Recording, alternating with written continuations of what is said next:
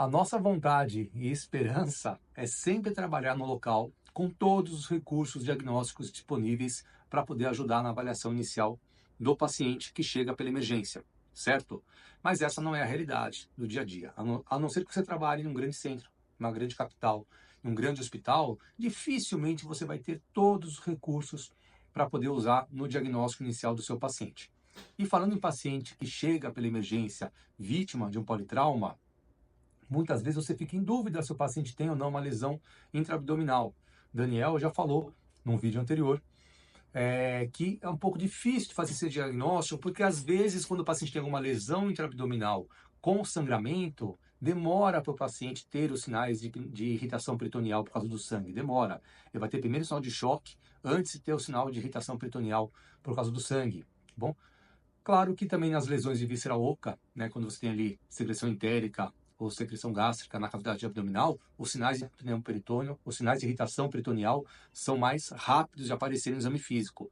Se você não tem um FAST para fazer um ultrassom, para fazer na avaliação inicial, ou uma tomografia que possa ser pedida para o paciente, você fica com um arsenal terapêutico mais restrito, é mais difícil o diagnóstico de uma lesão intraabdominal. É óbvio que, na dúvida, é muito melhor uma laparotomia branca ou não terapêutica do que deixar o paciente ter uma piora do estado de saúde. Mas você tem algumas ferramentas para poder te ajudar no diagnóstico de alguma lesão intraabdominal, caso você tenha dúvidas se o paciente tem ou não a lesão, e na impossibilidade de fazer um ultrassom ou de fazer uma tomografia.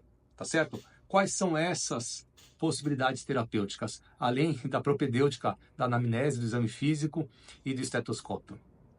Pessoal, uma das opções, se você tem alguma suspeita de lesão de víscera oca, por exemplo, é um raio-x de tórax pegando cúpulas diafragmáticas.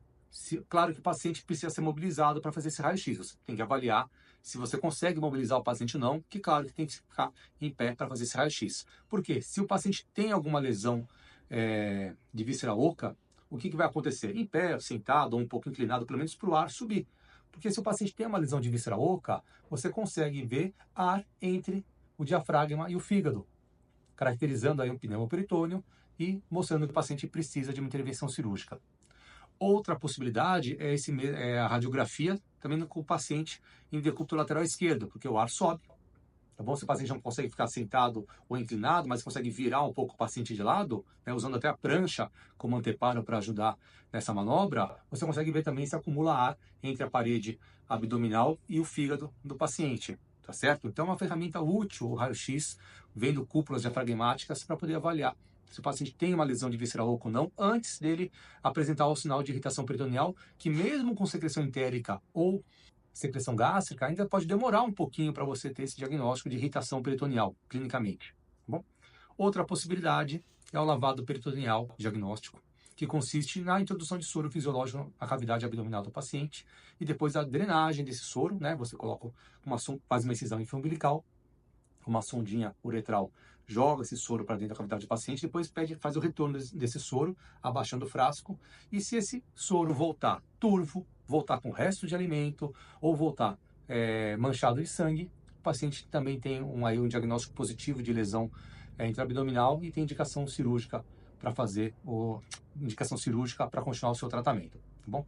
Lembrando que se você opta pelo lavado peritoneal diagnóstico, realmente você tem que fazer ele na impossibilidade de qualquer outro exame abdominal, porque a partir do momento que você faz o lavado peritoneal, que você abre a cavidade abdominal do paciente com uma incisão pequenininha infraumbilical e joga a soro lá dentro, já entrou ar, entrou líquido na cavidade abdominal. Se você for querer fazer uma tomografia depois, você perdeu totalmente os parâmetros para avaliar lesão de víscera oca ou sangramento na cavidade abdominal, tá certo?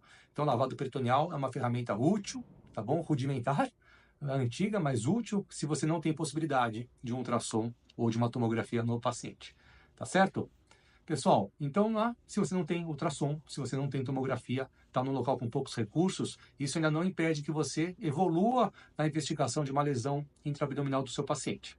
Combinado? Raio-x e lavado peritoneal diagnóstico. Qualquer dúvida, é só mandar nos comentários.